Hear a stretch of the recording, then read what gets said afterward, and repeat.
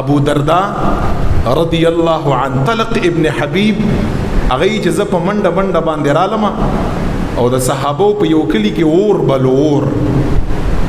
او په هغه اور کې د ابو دردا سے رضی الله عنه د هغه کورمو ټول کورونو اوس وزیدل. طلق ابن حبیب فرمای ابو دردا ما پیژانده په منډه منډه رالم او ما ورته فرمایل قربان ستاسو په کلی وطن کې اور بل ټول کورونو اوس وزیدا او ستاسو کورم سوځي لګیا دی ورشه ستا بچی ستا ماشومان.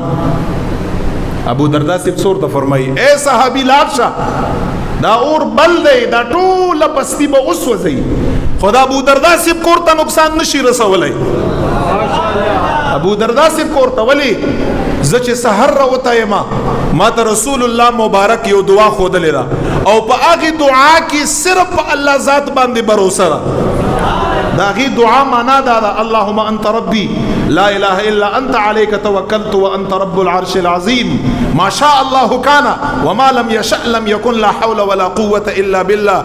العلي العظيم اعلم ان الله على كل شيء قدير وان الله قد احاط بكل شيء علما اللهم اني اعوذ بك من شر نفسي ومن شر كل دابة انت آخذ بناصيتها ان ربي على صراط مستقيم. دغه دعا رسول الله مبارک ما ته خولې دا پدې کې د الله په ذات باندې باور او اعتماد دی. هغه دعا ما ویلې دا ټول خار په فنا کا ابو دردا سے کور ته نقصان نشي رسولای دا ټول بستی ختم شو. ابو دردا سے مبارک په آرام باندې خپل کور ته لاړ د هغه د کور یو ذره ته نقصان نه رسیدلې دا منډکړی نه دی دا د دوی د الله په ذات باندې سو اعتماد یو کار به ک بیا به په اعتماد باندې دا سینا چې اعتمادم کړي او شاتم را ګوري او اعتمادم کوي او شاتم را ګوري د زمونږ استاد چې کوم دا سینا الله کو پیژنې الله رب دې د هر چا رازق او مالک دی هغه منجي دی تعالی نجات درکې د تکلیفونو نه هغه داسې سهارا د ازما استاد چې نه ختمېدون کړه هغه داسې سهارا د ازما استاد چې نه پرې خودون کړه او چې ما ته هغه پرې نو خپل رب سره مینه وکړي خپل رب سره په جانماز باندې خبرې وکړي کین اور سره وکړيګه خبرې لاسونه ورته وخزوا خبرې ورته وکړه لوی اعتماد دا واړه شي نه تر واړه ډیر واړه دومره روپۍ راکړي کور راکړي گاډي راکړي ژوند راکړي دا ډیر واړه سيزونه ته الله تعالی نه واړي رب نه غټ سيزونه وغواړي جنت تر نه وغواړي درکې دا ستا ګناهونه چې اوریزو ته رسیدلي دي داغه مغفرت تر نه وغواړي الله دې بخي او معاف کړي دنیا او آخرت تر وغواړي الله یې درکې الله په ذات باندې څوک باور